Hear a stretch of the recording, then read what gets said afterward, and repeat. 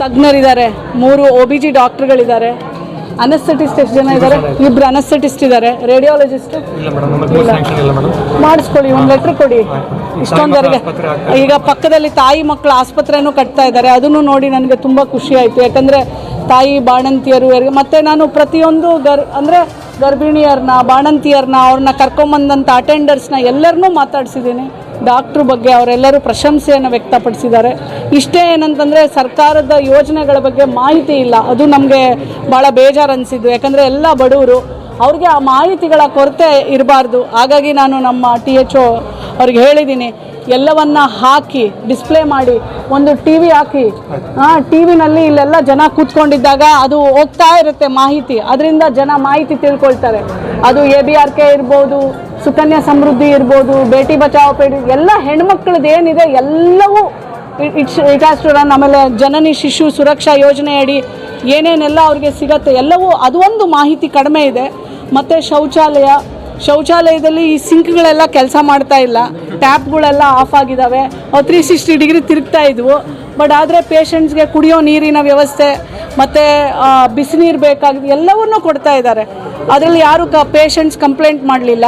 ಮತ್ತು ಆಚೆ ಕಡೆ ಇದು ಏನು ಮದ್ದು ಮಾತ್ರೆ ಕೊಡೋ ವಿಷಯದಲ್ಲಿ ಅಲ್ಲಿ ಕ್ಯೂವಲ್ಲಿ ನಿಂತಿದ್ದವರು ಒಂದಷ್ಟು ಜನ ಎಲ್ಲ ಕೊಡ್ತಾರೆ ಅಂದರು, ಒಂದಷ್ಟು ಜನ ಇಲ್ಲ ಮೇಡಮ್ ಗಿಲಾಮ್ ಇದ್ದರೆ ಎಲ್ಲ ಆಚೆ ಕಡೆ ಬರ್ಕೊಡ್ತಾರೆ ಅಂತಂದರು. ಒಂದು ತಾಯಿನೂ ಅಷ್ಟೇ ಕೆಮ್ಮಿಗೆ ಬಂದಿದೆ ಆಚೆ ಬರ್ಕೊಡ್ತಾರೆ ಅಂದರು. ಆ್ಯಕ್ಚುಲಿ ಕೆಲವೊಂದು ಆಸ್ಪತ್ರೆಗಳಿಗೆಲ್ಲ ಫಂಡ್ಸ್ ಇಲ್ಲ, ಫಂಡ್ಸ್ ಕಡಿಮೆ ಇದೆ, ಹಾಗಾಗಿ ನಾವು ಹೊರಗಡೆ ಕೊಡ್ತಿದ್ದೀವಿ ಅಂತ ಹೇಳ್ತಾರೆ. ಬಟ್ ಆದರೆ ಮನಸ್ಸು ಮಾಡಿದ್ರೆ ಎಲ್ಲವನ್ನೂ ಮಾಡ್ಬೋದು. ಯಾಕಂದರೆ ನಾನು ಇಡೀ ಕರ್ನಾಟಕ ಓಡಾಡ್ತಾ ಇದ್ದೀನಿ, ಫಂಡ್ಸ್ನೂ ಸಹ ತರ್ಬೋದು, 3 ತಿಂಗಳು ಸ್ಟಾಕ್ ಇಟ್ಕೋಬೋದು.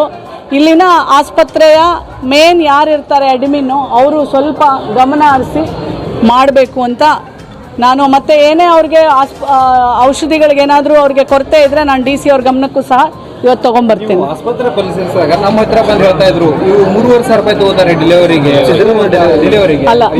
ಅಲ್ಲ ಈಗ ನೋಡಿ, ನಾನು ಒಂದು 3-4 ಕಡೆ ಕೇಳಿದ್ದೀನಿ ಆಯಿತಾ, ಯಾರು ನಾವು ಕೊಟ್ಟಿದ್ದೀವಿ ಅಂತ ಹೇಳಿಲ್ಲ. ಆಮೇಲೆ ನೀವೆಲ್ಲ ಪತ್ರಕರ್ತರು, ನಾನು ಯಾಕೆ ಹೇಳ್ತೀನಿ ನೋಡಿ, ಒಂದು ಡಾಕ್ಟ್ರನ್ನ ನಾವು ದೂಷಣೆ ಮಾಡಬೇಕಾದ್ರೆ ನಮ್ಮ ಹತ್ರ ಅಲ್ಲಿ ಎವಿಡೆನ್ಸ್ ಇರಬೇಕು ರೀ. ಸುಮ್ಮನೆ ಹೇಳೋದು ತಪ್ಪು ರೀ. ಯಾಕೆ ಅಂತಂದರೆ ನಾನು ಎಷ್ಟೋ ಆಸ್ಪತ್ರೆಗಳಲ್ಲಿ ನೋಡಿದ್ದೀನಿ, ಡಾಕ್ಟ್ರುಗಳಿಲ್ಲ ರೀ. ಇಲ್ಲಿ ನನಗೆ ಖುಷಿ ಏನಾಗಿದೆ ಅಂದರೆ 3 OBG ಡಾಕ್ಟ್ರುಗಳಿದ್ದಾರೆ ಇಲ್ಲಿ. ನಾವು ಪ್ರತಿ ಸಲ ನಾವು ಡಾಕ್ಟ್ರಿಗೆ ದೂಷಣೆ ಮಾಡ್ಕೊಂಡೋದ್ರೆ ಅವ್ರು ಬಿಟ್ಟೋದ್ರೆ ನೀವು ಯಾರು ಕೇಳೋಕೆ ಆಗೋದಿಲ್ಲ ರೀ. ಹಾಗಾಗಿ ನಾವು ಯಾವುದೇ ಒಂದು ಡಾಕ್ಟ್ರ್ ಮೇಲೆ ಒಂದು ಅಪರಾಧ ವಹಿಸ್ಬೇಕು ಅಂತಂದರೆ ಅಲ್ಲೇ ಎವಿಡೆನ್ಸಸ್ನ ಕ್ರೋಢೀಕರಣ ಮಾಡ್ಕೊಂಡು ನೀವು ಹೇಳಿದಾಗ ನಾವು ಪ್ರಶ್ನೆ ಮಾಡ್ತೀನಿ ರೀ. ನೀವು ನೋಡಿದ್ದೀರಾ, ನಾನೇನು ಸುಮ್ಮನೆ ಇರೋದಿಲ್ಲ ರೀ, ಬಿಡೋದು ಇಲ್ಲ, ಹೆಚ್ಚಿನ ಎಲ್ಲ ಮಟ್ಟಕ್ಕೂ ತೊಗೊಂಡು ಹೋಗ್ತೀನಿ ರೀ. ನಾನು ಎಲ್ಲ ಚೀಫ್ ಸೆಕ್ರೆಟರಿ ತನಕ ಬರೀತೀನಿ ರೀ. ಹಾಗಾಗಿ ನನಗೆ ಇಲ್ಲಿ ಆಸ್ಪತ್ರೆಯಲ್ಲಿ ಯಾರೇ ಆಗಲಿ ನನಗೆ ಬಂದು ಹೇಳಲಿಲ್ಲ, ಅವ್ರ ಅಟೆಂಡರ್ಸು ಹೇಳಲಿಲ್ಲ, ತಾಯಂದಿರು ಹೇಳಲಿಲ್ಲ, ಬಾಣಂತಿ ಗರ್ಭಿಣಿಯರ ಜೊತೆ ಇರ್ತಾರಲ್ಲ ಅವರನ್ನು ಕೇಳೀನಿ, ನಿಮ್ಮ ರೊಕ್ಕ ಇಸ್ಕೊಂಡಾರ ಏನೋ, ಅವ್ರು ಯಾರೂ ಹೇಳಲಿಲ್ಲ ರೀ. ಹಾಗಾಗಿ ನಾನು ಹೇಳಲಿಕ್ಕೆ ಆಗೋದಿಲ್ಲ ರೀ. ಅಂಜಿ ಅಂತ ಹೇಳಿದಾಗ ಡಾಕ್ಟ್ರ್ ಮೇಲೆ ನಾನು ಅಪರಾಧ ಒಪ್ಸಕ್ ಆಗೋದಿಲ್ಲಪ್ಪ ತಮ್ಮ.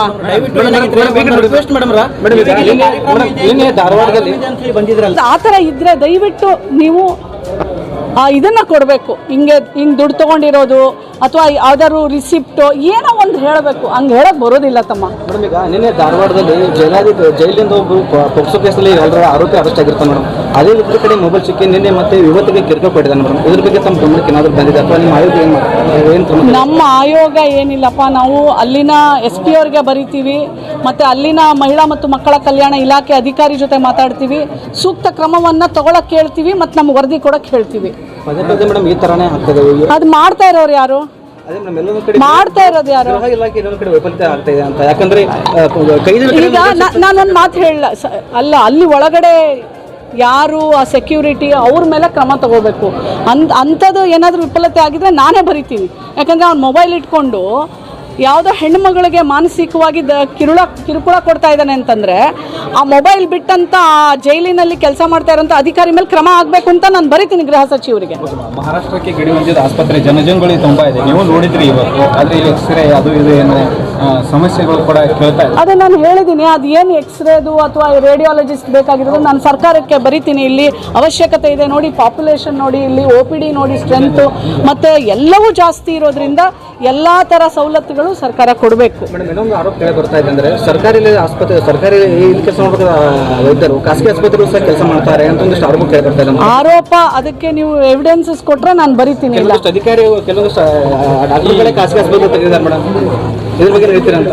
ಕೇವಲ ಅತನಿ ಅಂತಲ್ಲ, ಎಲ್ಲ ಕಡೆ ಮೇಡಮ್ ರಾಜ್ಯಾದ್ಯಂತ ಇದೆ. ಇದ್ರ ಬಗ್ಗೆ ಏನು ಕ್ರಮ ಕೇಳ್ತೀರಾ? ನಾನು ಕ್ರಮ ಕೈಗೊಳ್ಳಲ್ಲ, ಇದೆಲ್ಲ ಬೇರೆ ವಿಚಾರ. ನಂದು ಇಲ್ಲಿ ನನ್ನ ಪೇಷಂಟ್ಸು, ನನ್ನ ತಾಯಂದಿರು, ನನ್ನ ಬಾಣಂತಿಯರು, ಗರ್ಭಿಣಿಯರು ಚೆನ್ನಾಗಿದ್ದಾರಾ, ಅವ್ರಿಗೇನು ಸವಲತ್ತು, ಅವ್ರಿಗೇನು ಸವಲತ್ತಿಲ್ಲ, ಅದ್ರ ಬಗ್ಗೆ ನಾನು ಕಂಪ್ಲೇಂಟ್ ಮಾಡಬೇಕು. ಅತನಿಗೆ ಬರುತ್ತಿದೆ ಅಂತ ನಿಮ್ಮ ಕಲ್ಲು ಗಣಿಗಾರಿಕೆ ಧೂಳು ಅದನ್ನೇ ನಾನು ಮಾತಾಡ್ತೀನಿ. ಈಗ DC ಅವ್ರಿಗೆ ಮಾತಾಡ್ತೀನಿ.